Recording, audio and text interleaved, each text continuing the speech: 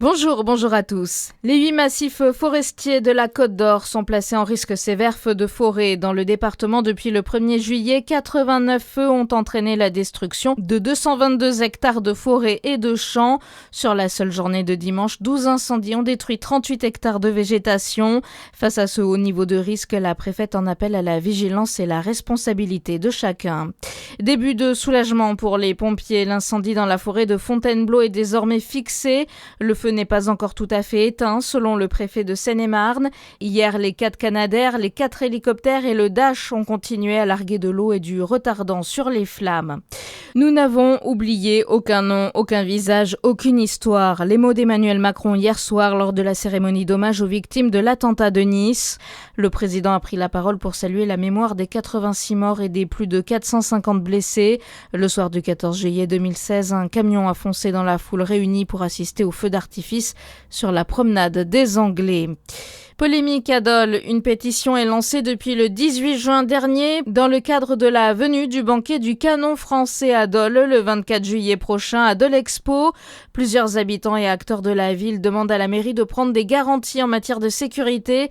Ils mettent en avant plusieurs incidents lors de la venue du canon français l'an passé, demandent au maire de prendre position contre toute forme de racisme et de discrimination. De son côté, le maire de Dole, Jean-Baptiste Gagnoux, a réagi dans les colonnes de l'Est républicain. Zachary Brault. Oui, le maire de la commune jurassienne met d'abord en avant le fait que la ville n'a reçu aucune sollicitation officielle et qu'en l'état, la pétition n'est pas un sujet pour la collectivité. Ensuite, sur le fond, Jean-Baptiste Gagnoux dénonce une campagne militante orchestrée par l'extrême gauche nationale et locale qui tente d'empêcher la tenue d'un événement parfaitement légal.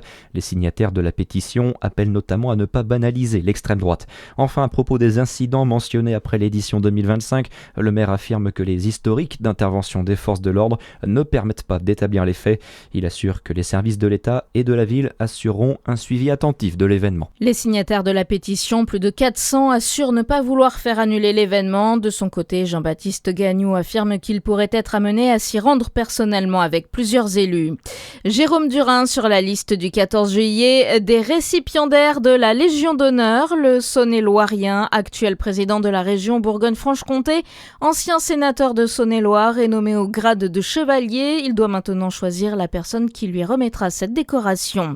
Et puis déception des supporters des Bleus dans la fan zone de Besançon. L'Espagne a douché les espoirs de 3e étoile de l'équipe de France en s'imposant 2-0 hier en demi-finale de la Coupe du Monde de football. Tristesse du côté des fan zones de Pontarlier et Besançon où environ 6000 supporters se sont rassemblés pour assister au match. À suivre votre météo sur Fréquence Plus.